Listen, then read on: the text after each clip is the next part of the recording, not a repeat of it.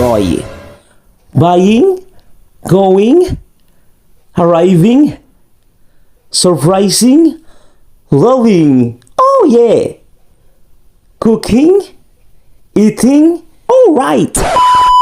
Ngayon mga day, sundin ko na yung fiancé ko sa airport. So, yung flight niya is 5:10. So, mga 6:10, nandito na siya sa Zamboanga. So mga toy, samahan niyo ako sa aking vlog ngayon. And this is our special day. Samahan ako ng kaibigan ko, si Ken Ken. So, shoutout nga pala kay Christian Roy dyan sa pangkutan. So, yun ang mga toy. Maraming salamat. So, see you again. Abangan niyo sa aking vlog. Let's go!